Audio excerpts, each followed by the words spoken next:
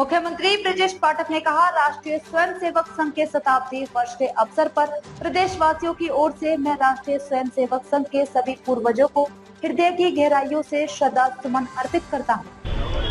अपने सभी पूर्वजों को हृदय की गहराइयों से श्रद्धा सुमन अर्पित करता हूं। वास्तव में दुनिया में एक ऐसा संगठन आरएसएस के रूप में भारतवर्ष में काम कर रहा है जो राष्ट्रीयता की भावना के साथ ओतप्रोत होकर युवाओं की एक ऐसी टोली तैयार करने में सफल रहा है, बूथ स्तर से लेकर के ग्राम स्तर से लेकर के केंद्र राष्ट्रीय स्तर तक, कि जो भारत का जो मूवमेंट है, भारत की जो मैं कह सकता हूं वास्तविक आत्मा है, उसको राष्ट्रीय स्वयंसेवक संघ ने अपने कार्यों के माध्यम से जन जन तक पहुंचाने में सफलता हासिल की है। और सब लोगों का मानना है कि राष्ट्रीय स्वयंसेवक संघ ने विपरीत परिस्थितियों में भी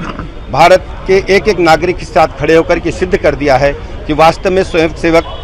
यदि किसी से कुछ सीखना है तो आरएसएस से हम सबको सीखना चाहिए। मैं ऐसे अवसर पर अपने सभी पूर्वजों को नमन करता हूं, उनकी स्मृतियों को नमन करता हूं और आरएसएस के सभी भाई बहनों को बहुत बहुत अभिनंदन करता हूं।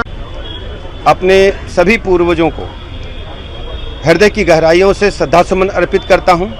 वास्तव में दुनिया में एक ऐसा संगठन आरएसएस के रूप में भारतवर्ष में काम कर रहा है जो राष्ट्रीयता की भावना के साथ ओतप्रोत होकर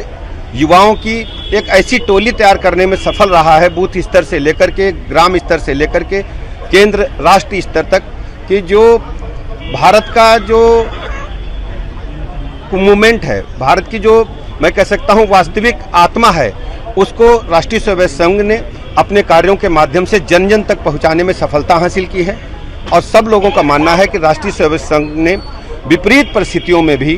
भारत के एक एक नागरिक के साथ खड़े होकर के सिद्ध कर दिया है कि वास्तव में स्वयंसेवक यदि किसी से कुछ सीखना है तो आरएसएस से हम सबको सीखना चाहिए। मैं ऐसे अवसर पर अपने सभी पूर्वजों को नमन करता हूं, उनकी स्मृतियों